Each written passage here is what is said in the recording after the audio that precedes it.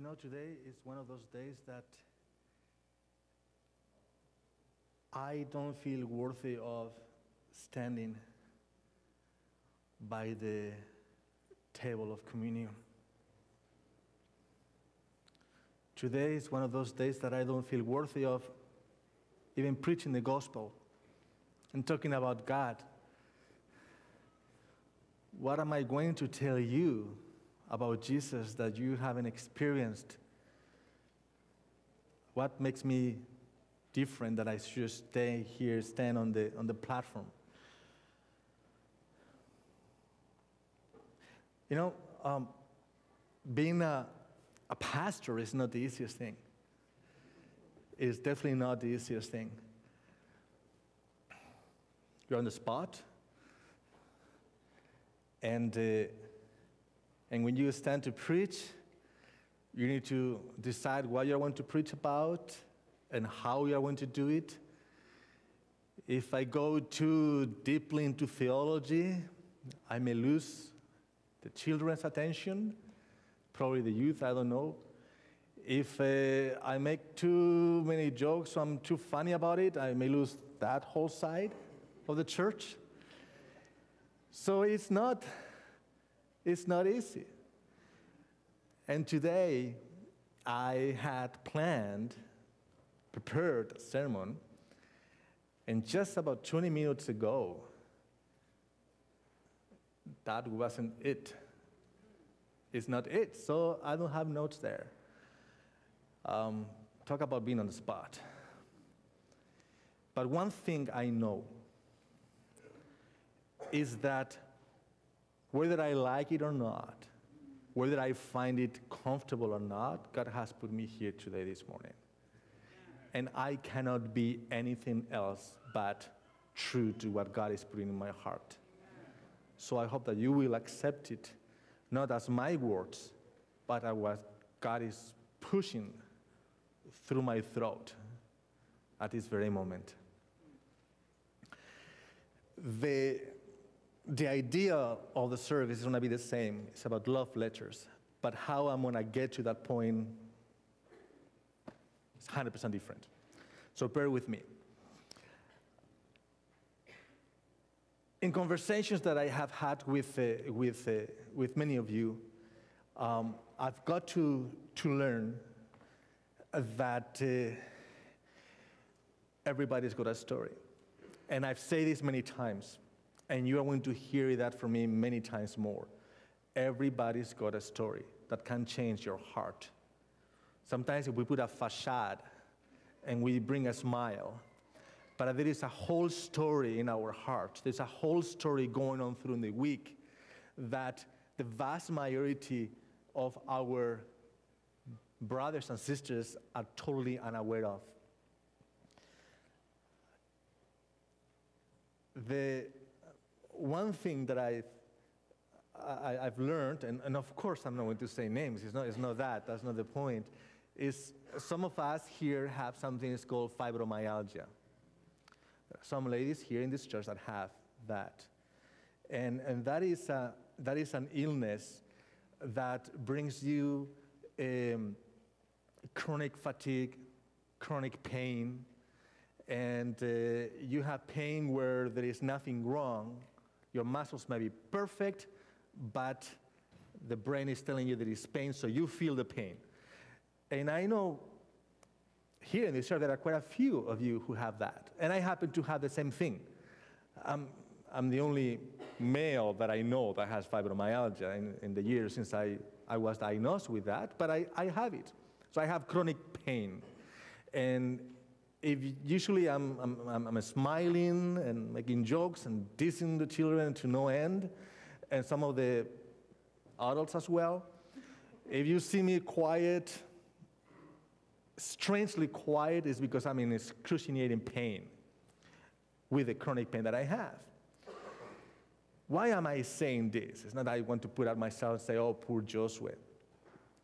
It's because this has taught me something about the relationship with Jesus.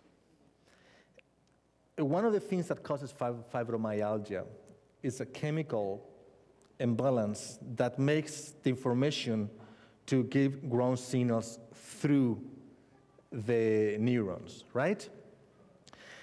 When there is an emotional response, when there is an emotion in your body, it affects fibromyalgia. So if you have stress, you will hurt more. If you are too happy, it will affect you as well. There is an almost direct proportion to your emotion with your pain. And something that I have noticed is that when I pray, the strongest the prayer, the more difficult it becomes for me to pray. I actually hurt when I pray. And when I'm in touch with Jesus, this close, with this almost perfect communion, that I don't hear anything else, I'm just deep focus on prayer, it's a horrible pain, which tells me, in my own little opinion, that there is something special about prayer. Prayer is not something superficial. Communion with God is not something superficial. Talking with God is not reading the news.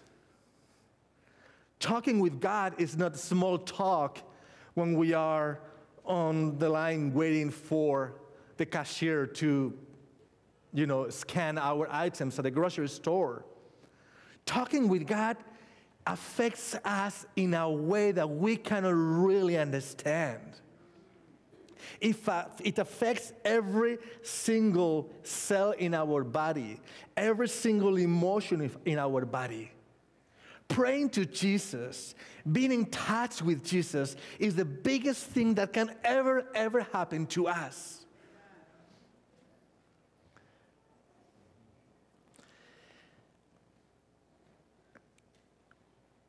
We can't take communion as a one more ritual. We cannot take communion service as if nothing happened. We can't hold that piece of bread on our hands and put it in our mouth as if nothing happened, because we do it several times per year. We cannot take that cup and drink it as if nothing happened.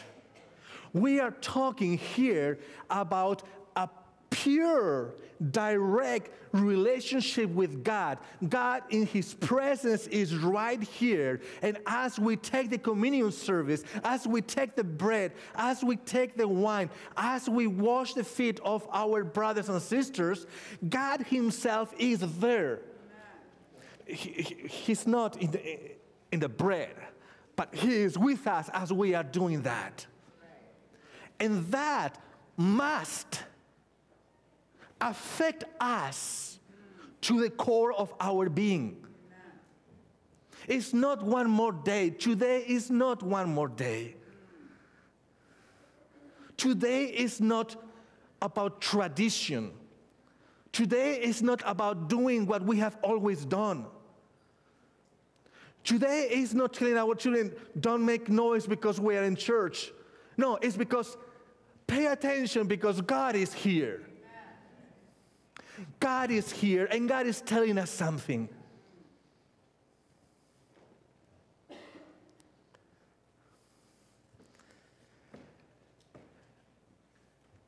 But we have somehow gotten accustomed to the privilege of talking with Jesus. The first time, not too long ago, when I went into severe pain praying, what I ended up doing, and I've done that for many months, is I stopped praying. I can't pray because it hurts. Literally, it hurts to pray. So I've gone sometimes months without praying because it's so painful. And a few weeks ago, I was walking on my neighborhood trying to get my 7,000 steps. And I thought, I'm going to try to do as I used to do. My walks were my prayer walks. I used to do that. People would look at me weird because I was opening, murmuring, speaking on my way on the streets. But I was praying, and it was just 2 weeks ago, I thought, I'm going to try to pray.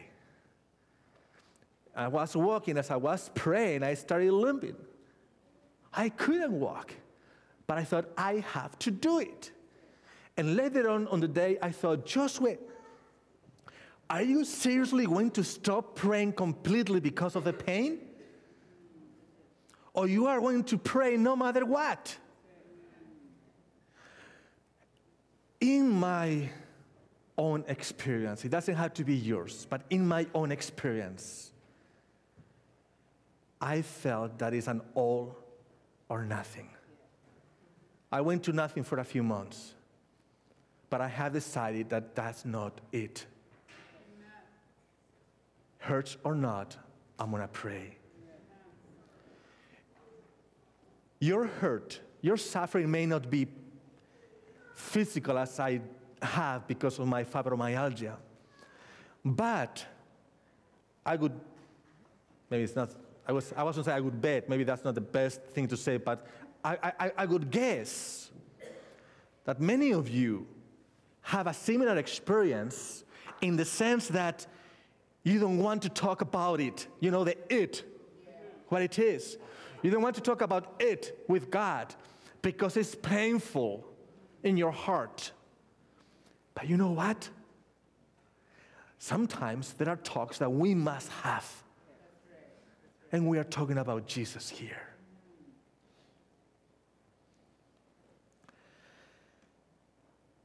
There is one verse in the Bible, and just before we started, when I was thinking I'm going to change my thing, I asked Andreas to put it on the computer, and you can put it up here.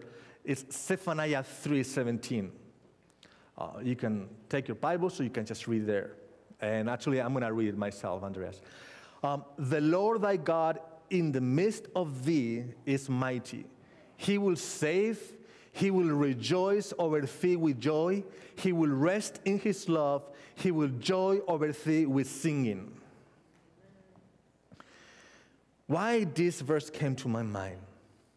Because oftentimes when we get accustomed to things, when we do things because we have to or because we have always been doing them, our spiritual relation with Jesus becomes numb, becomes superficial, becomes uneventful.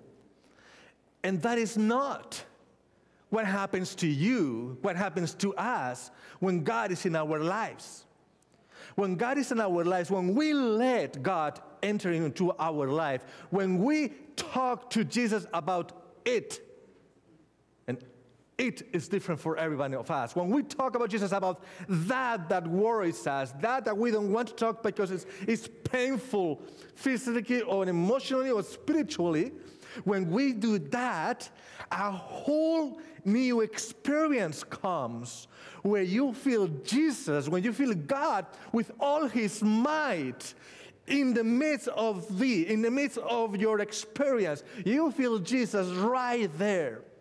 But you feel that Jesus, that he will rejoice with you with joy because you call him. Because when we call Jesus to help us, he comes not like this, boring, okay, so what is what you want? Or he doesn't come with a whole ceremony, a whole a ritual. No, he just comes flying to our presence with a big smile on his face because we are asking him to help us, because we are calling him. I like how the King James Version says, he will rest in his love. If you have other versions, it will say he will quiet you over, or he will silence you over his love. In French and Spanish, it's very similar to the King James Version. But what it's saying here is that when Jesus comes to us, when he's with us here like this, he's jumping, he's happy, he loves us, and before we can even say anything, he's looking at our eyes, and his love is so big that he goes mute. God himself runs out of words. And he looks at us.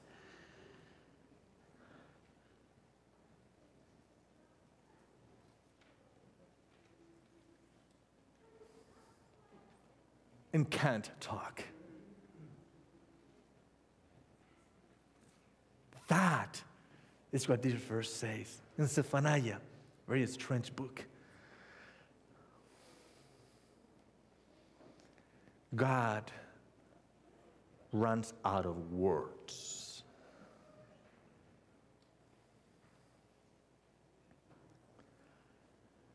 And sometimes he doesn't have to say much.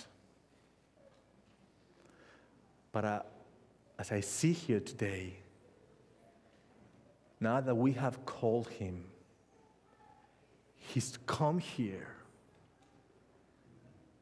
and he's run out of words at this moment. And what he's going to do is he will uncover this table and point at his love letter. There is not much that he needs to say, but it's what he did for us. So today, as we break the bread, as we share it, as we drink it, as we drink the wine, what is our response going to be to Jesus? That, my friends, this on this table is God's love letter. How are we going to respond to Jesus?